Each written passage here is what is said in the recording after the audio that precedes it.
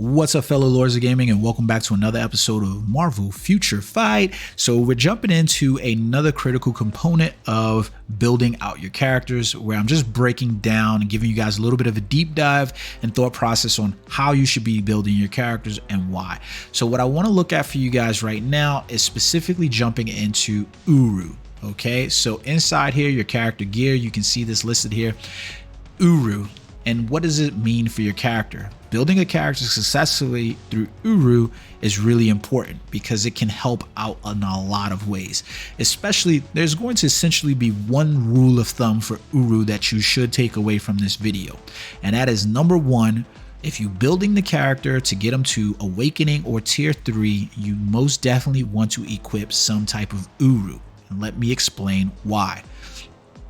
You have stats here where it can be like physical attack, and then HP. So you can see that Black Cat is a physical attack character. If you didn't know it from here, then you can jump inside her skills and you can see that it's physical attack. So that means that when I play Black Cat and I want to level her up to get her Awakening or whatever skill that she's inside here, I'm going to equip some URU for this character, right?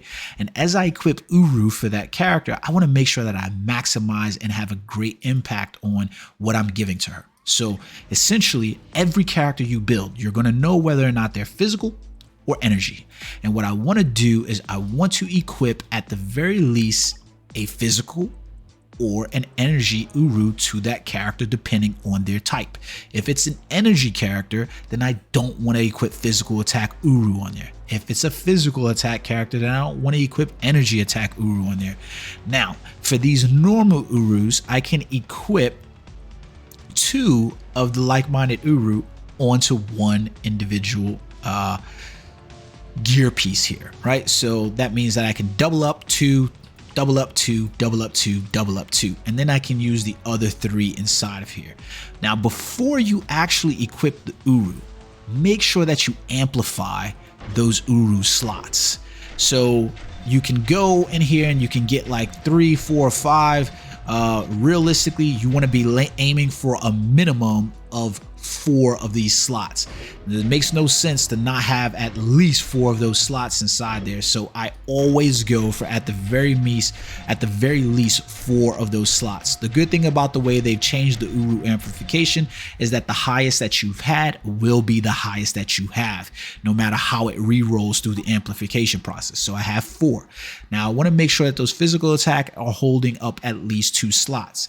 Now, if you have any Odin's Blessings, please only equip Odin's Blessings to characters that you actually intend to play. Like, it doesn't make sense to have Odin's Blessings on a character that you never use. You know what I mean? Like you're giving them the freaking rims on a freaking Beamer or something like that. It just doesn't make sense if you were to put rims on a 69 Chevelle. Why would you do that? I know people would, but why would you do that, right?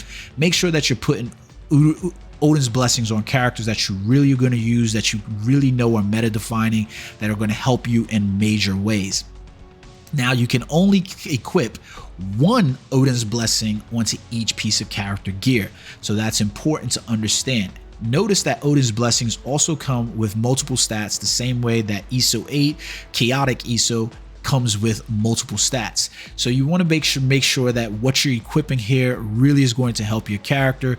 Most times, if you get a fully mature account, some of these bottom stats over here will start to have less and less value because you'll already be capped out on those with every character that you have. If you don't understand what I mean, you haven't watched some of my previous videos, and shame on you. But essentially with Black Cat here, you can see that she's maxed out on attack speed, crit damage, ignore defense, reduce cooldown duration, and dodge, and she's exceeding the stats on quite a few of those, right?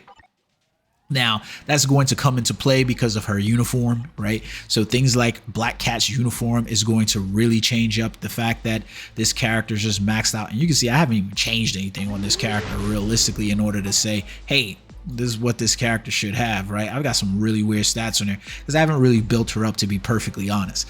And then those will also change with some of the things like character gear, where you can come over here and you can change these stats as well. So for instance, I could tell she was pretty low on crit rate, so I'll change that stat to crit rate, and that's going to help boost up those stats overall. Now when I equip URU to the character, so that way I can maximize, I can't believe I missed out on crit rate for a 10 roll. There we go. They just wanted my cash, right? So now when I go inside here and I equip URU, the one thing that you need to take away from this is that A, she's a physical attack character. So on this piece of gear, I'm going to literally come inside my URU settings, and I'm going to equip 1, 2 of these URUs. You should always have on each of these at least 2 of those typed URUs to a character. Understanding not everybody's account is going to be as mature, and you're going to be lacking in some of these URUs. Make sure that they are as leveled up as high as possible. You know, having like a two-star URU on here isn't necessarily helping your account. You want to combine those things so that way you can, you know, get them all the way up to level 6, so that way you're getting the max effect from those. You can see it basically right there, right? So you want to be doing that for all across your stats here. How you equip your URU here is going to be the big difference between characters inside the game, because you're going to have squad effects or account-wide effects that are going to take shape for what stats you will come up short in. So for instance, with Black Cat, I can look at her details over here. I go inside the character, her crit rate, her attack speed, her crit damage, her ignore defense, her dodge, and her reduce cooldown. Those are all maxed out across the board. So what does that mean that I choose to invest in at this point? So there's stats in here like HP, recovery rate, that you can invest in. Movement speed is not something I necessarily would invest URU in to go into. It's not like it's not even something that exists, I don't think.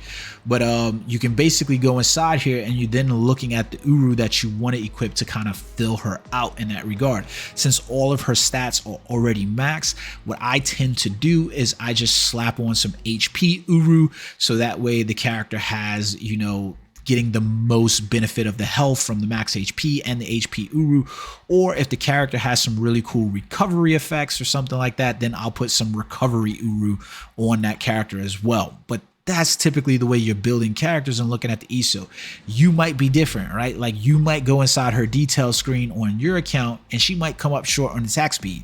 Throw some attack speed URU on her, so that way you can get that one at max. It might be short on like dodge. It might be like off by just like a little bit over here, and like the crit rate might be just below 74 or something like that. Throw some crit rate URU on her. That's essentially the way that you're playing the game, so that way you can get the best benefits for your characters on a whole, because this is the reason why your card effects matter so much, is because it will push your character over, and it makes it a lot easier to focus in and hone in on the types of things that you want to be equipping, whether they're ESO 8, whether or not they're gear, and so forth. That's what you want to be giving to the character overall. Now, we'll get into some of these other things a little bit later in another video, but I hope you guys enjoyed this, and I hope this gives you a little bit understanding of how to equip URU to your character in order to manage them. Now, please, for the love of God, if you've got characters that are in the meta, you've got characters that you T3, take the time to equip some URU to them. At the very least, get the physical attack or energy attack URUs on them per their type. I hope you guys enjoyed this video. Until next time, peace.